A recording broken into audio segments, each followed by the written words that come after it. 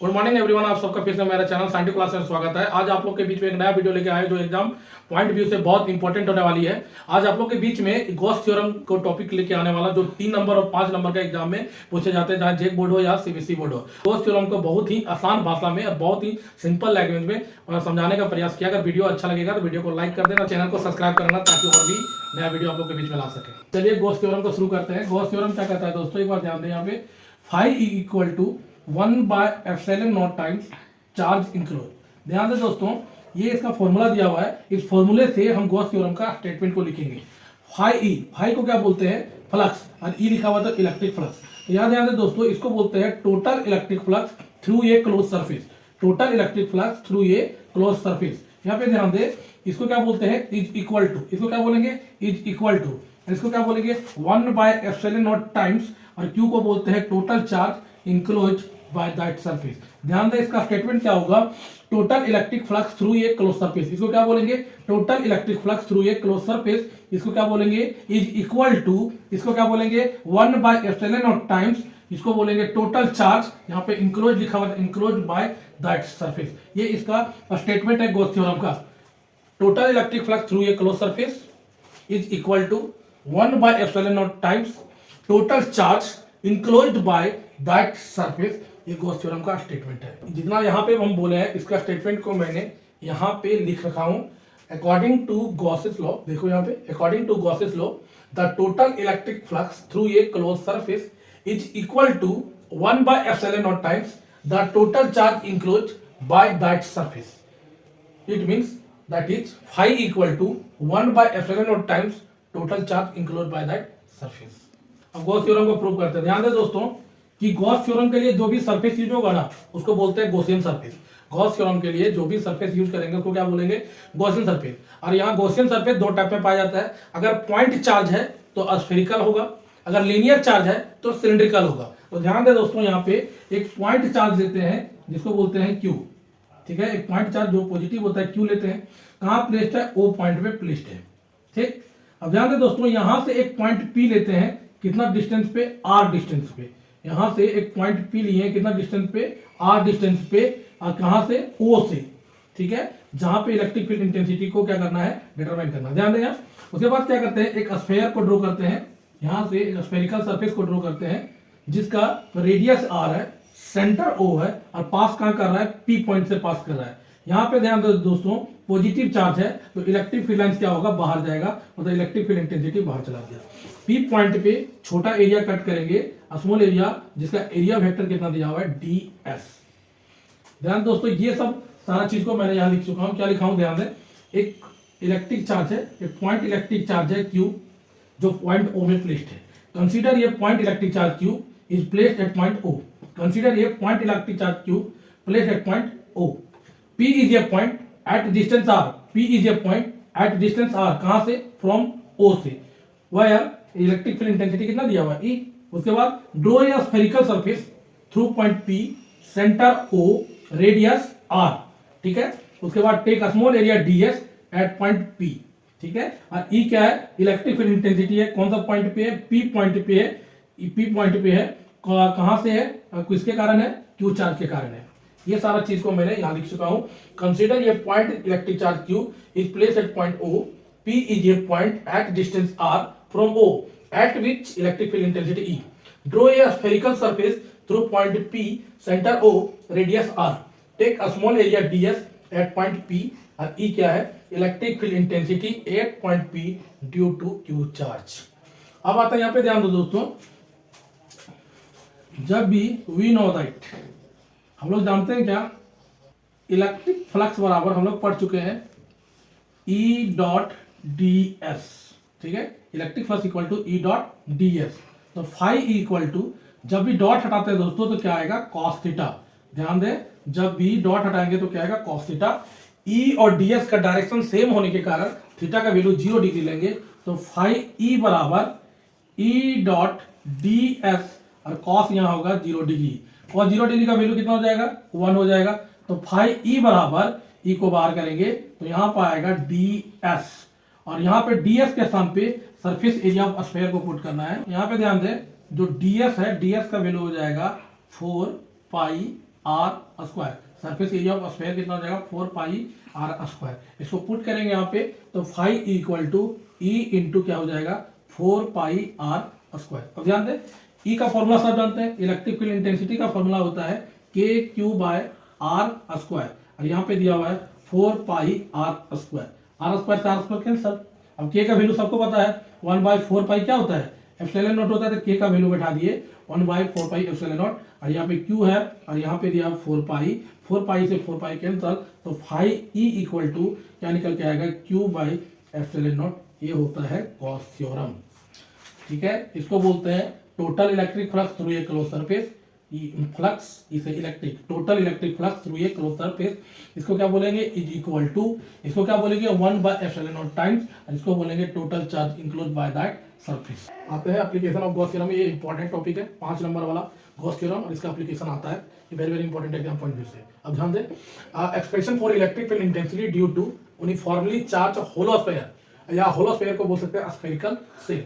अब ध्यान दें दोस्तों यहाँ पे एक होलो स्फीयर दिया हुआ है, ध्यान दें दोस्तों एक होलो स्फीयर लिया हुआ है।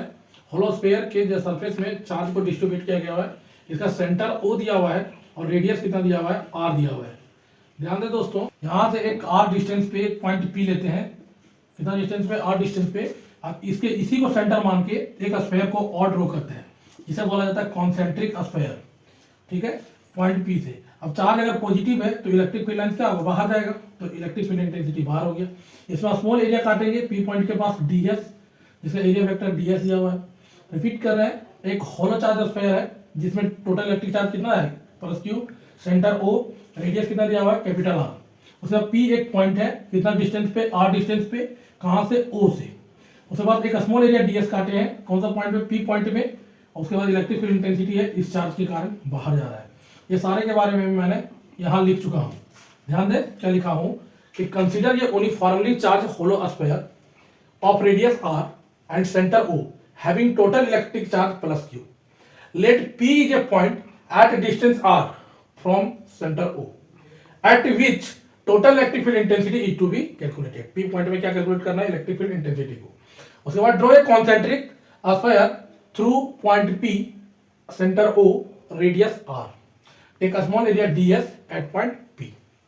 ध्यान दें दोस्तों ये पॉइंट पी ये तेरा मेन स्फीयर है और ये वाला ड्रॉ वाला स्फीयर है, तो ये पॉइंट पी मेन स्फीयर से क्या है बाहर है ना, तो यही लिखा हुआ है केस 1 में if point P is outside the hollow sphere, point P hollow sphere से बाहर में है, ये हम लोग का मेन स्फीयर है और इसको किया गया है ड्रॉ, जैसे concentric sphere point P sphere से बाहर है। अब ध्यान दें दोस्तों हम लोग जानते हैं कि we know that electric flux बराबर ई डॉट क्या होता है डीएस होता है, इलेक्ट्रिक फ्लक्स बराबर क्या होता है ई डॉट डीएस। डॉट को हटाएंगे तो क्या निकल के आएगा, डॉट को हटाएंगे तो cos थीटा, तो ई डीएस क्या हो जाएगा cos थीटा। ई और डीएस का डायरेक्शन सेम होने के कारण थीटा का वैल्यू कितना होगा 0 डिग्री, सेम डायरेक्शन तो 0 डिग्री, तो फाई ई बराबर क्या हो जाएगा ई डीएस cos 0 डिग्री। cos 0 का वैल्यू कितना था 1, तो फाई ई बराबर हो जाएगा ई को बाहर कर लेंगे दोस्तों और डीएस और cos 0 का वैल्यू कितना था 1। डीएस का फॉर्मूला जानते हैं कितना हो जाएगा 4 पाई आर स्क्वायर, तो इसके वजह से बैठाना होगा 4 पाई आर स्क्वायर, तो ई इंटू क्या हो जाएगा 4 pi are square, equation number 1। अब जानते हैं दोस्तों गॉस थ्योरम का ये एप्लीकेशन है तो गॉस थ्योरम का फॉर्मूला यूज करना पड़ेगा। तो यहाँ पे ध्यान दें according to Gauss theorem, according to Gauss theorem क्या आता है गॉस थ्योरम का फॉर्मूला दोस्तों कि इलेक्ट्रिक फ्लक्स जो होता है टोटल चार्ज इंक्लोज का डिवाइडेड करना पड़ता है एप्सिलॉन नॉट का। अब ध्यान दें दोस्तों यहाँ पे फाई ई इक्वेशन 1 है, यहाँ पे इक्वेशन 2 है, फ्रॉम 1 एंड 2 लेते हैं, फ्रॉम इक्वेशन 1 एंड 2 लेते हैं तो ध्यान दें फाई ई यहाँ पर भी है, फाई ई यहाँ पर भी है, तो क्या हो जाएगा E into 4 pi are square equal to Q by क्या हो जाएगा एप्सिलॉन नॉट।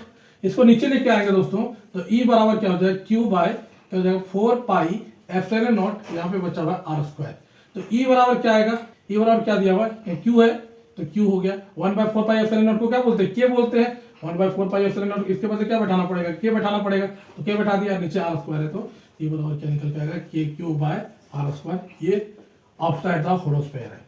अब केस 2 में आता है, केस 2 क्या बोल रहा है point P is on the surface, पहले आउट द सरफेस फिर ऑन द सरफेस। अब ध्यान दे ऑन द सरफेस के लिए जो ड्रॉ बनेगा फिगर बनेगा, ये देखिए होलो स्फीयर है, तो टोटल इलेक्ट्रिक चार्ज को डिस्ट्रीब्यूट किया गया हुआ है, प्लस को यहाँ पे चार्ज को डिस्ट्रीब्यूट किया है, जिसका रेडियस कितना दिया हुआ था, आर दिया हुआ था। यहाँ पे सेंटर कितना था, ओ था। इसका पी पॉइंट का डिस्टेंस कितना था, यहाँ पे पी पॉइंट है, आर डिस्टेंस पे था। इलेक्ट्रिक फील्ड इंटेंसिटी क्या होगा, बाहर जाएगा। यहाँ पे ध्यान दे स्मॉल एरिया काटे थे, जिसका एरिया वेक्टर क्या था, ds था। अब ध्यान दे फ्रॉम इक्वेशन थर्ड से क्या होगा, यहाँ पे ध्यान दे आर और आर क्या होगा, दोनों बराबर हो जाएगा। कैपिटल आर और स्मॉल आर क्या होगा, बराबर हो जाएगा। तो फ्रॉम इक्वेशन थर्ड से लेते हैं, इक्वेशन थर्ड क्या कर रहा है, यहाँ पे ध्यान दे इक्वेशन थर्ड कर रहा है ई बराबर के क्यू बाई क्या होता है, आर स्क्वायर।